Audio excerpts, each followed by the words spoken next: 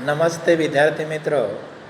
इस वीडियो में अध्ययन करेंगे कक्षा 10वीं हिंदी लोक भारती का तीसरा पाठ वारे हमदर्द। वारे का अर्थ शाबाश, हमदर्द का अर्थ सहानुभूति। तो वारे हमदर्द इस पाठ का अर्थ है शाबाश, सहानुभूति रखने वालों। और इस पाठ के लेखक है घनश्याम अग्रवाल। अब विद्यार्थी मित्रों, लेखक का परिचय देखते हैं। घनश्याम अग्रवाल जी का जन्म 1942 अकोला महाराष्ट्र में हुआ। घनश्याम अग्रवाल जी की रुचि अध्ययन काल से ही लेखन में विकसित हो गई। जब घनश्याम अग्रवाल जी जब पढ़ाई कर रहे थे, उसी समय से रुचि यानी उनकी दिलचस्पी लेखन कार्य में विकसित हो गई। अपने आसपास की प्रत्येक स्थिति या घटना में हास्य ढूंढकर उसे धारदार व्यंग्य में डालना आपके लेखन की विशेषता है। जहाँ घनश्याम अग्रवाल जी रहते थे, उनमें जो भी घटना घटित होती थी, जो भी स्थिति हो, उस स्थिति में हास्य को ढूंढकर उनको धारदार तीखा व्यंग्य में लिखना उनके लेखन की विशेषता है, खासियत है। आप अखिल भारतीय मंचों पर हास्य व्यंग्य के कवि के रूप में लोकप्रिय है। अखिल भारतीय मंच का जो होता है, उनमें भी हास्य कवि के रूप में अग्रवाल जी विख्यात है। अब विद्यार्थी मित्रों, लेखक की प्रमुख रचनाएं देखते हैं। हंसी घर के आईने हास्य व्यंग्य है। आज़ादी की धूम, आई एम सॉरी हास्य कविता संग्रह, अपने अपने लघु कथा संग्रह आदि आपकी प्रमुख रचनाएं। अब विद्यार्थी मित्रों, वारे हमदर्द इस पाठ की विधा है हास्य व्यंग्य निबंध। और वारे हमदर्द इस पाठ में लेखक ने किस बात का वर्णन किया है, यह देखते हैं। प्रस्तुत हास्य व्यंग्य निबंध में लेखक ने दुर्घटना के माध्यम से विनोद को बड़े ही रोचक ढंग से व्यक्त किया है।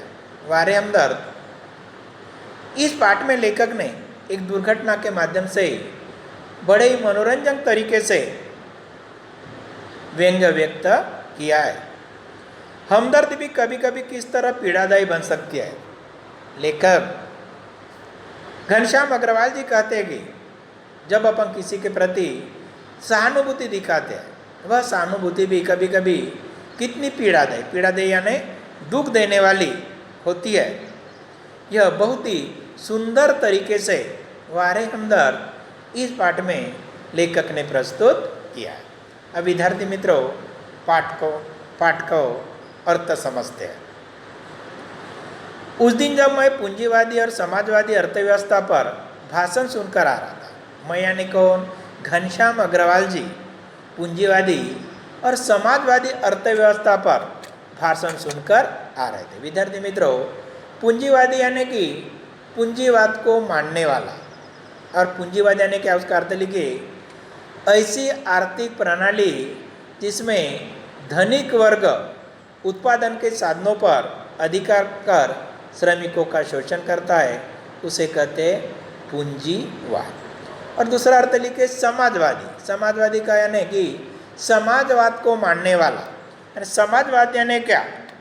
उत्पादन के साधनों तथा सत्ता पर समाज के समस्त अधिकार का सिद्धांत, उसे कहते हैं समाजवाद। और तीसरा शब्द का अर्थ लिखिए अर्थव्यवस्था, सार्वजनिक कर और उसके आय व्यय की पद्धति। आय यानी इनकम, व्यय यानी खर्च, उसकी जो पद्धति होती है उसे कहते हैं अर्थव्यवस्था।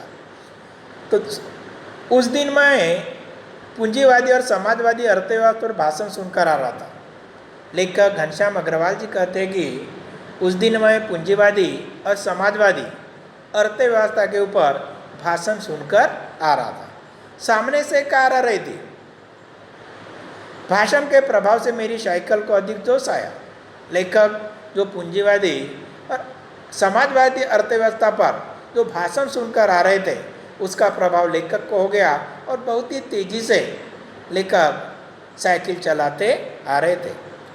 कार को भी ऐसी गुस्सा आया, दूसरे तरफ से विरुद्ध दिशा से कार आ रही थी, कार को भी बड़ी गुस्सा आया। मैं निश्चित रूप से नहीं कह सकता, किंतु मेरी साइकिल और वह कार जब करीब आए तो विरोधियों की तरह एक दूसरे की घृणा को नज़रों से देखते हुए आपस में भिड़ गए। भिड़ना यानी टकरा गए। लेखक की साइकिल और कार आपस में टकरा गए। मैंने खाम खा पूंजीवाद और समाजवाद के झगड़े में टांग अड़ाई। खाम खा यानी बेवजह, बिना कारण। लेखक कहते कि मैंने बिना कारण पूंजीवाद और समाजवाद के झगड़े में टांग अड़ाई। टांग अड़ाना का अर्थ बाधा डालना, रुकावट पैदा करना। तब लेखक को ऐसा महसूस होने लगा कि बेवजह, बिना कारण मैंने पूंजीवाद और समाजवाद में टांग अड़ाई।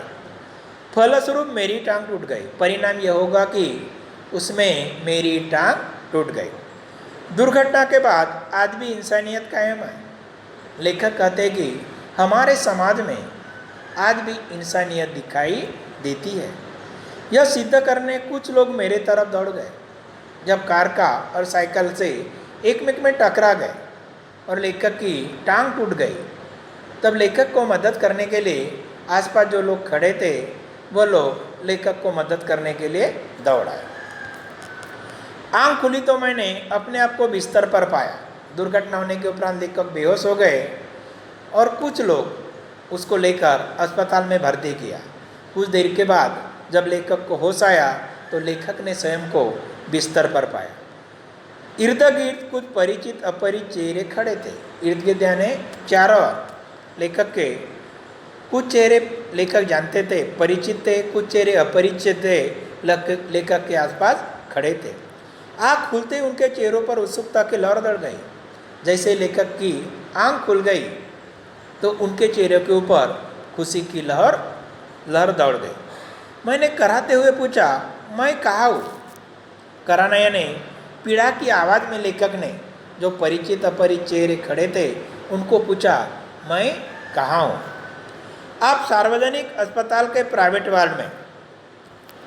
तब किसी ने जवाब दिया, आप सार्वजनिक अस्पताल के प्राइवेट वार्ड में हो।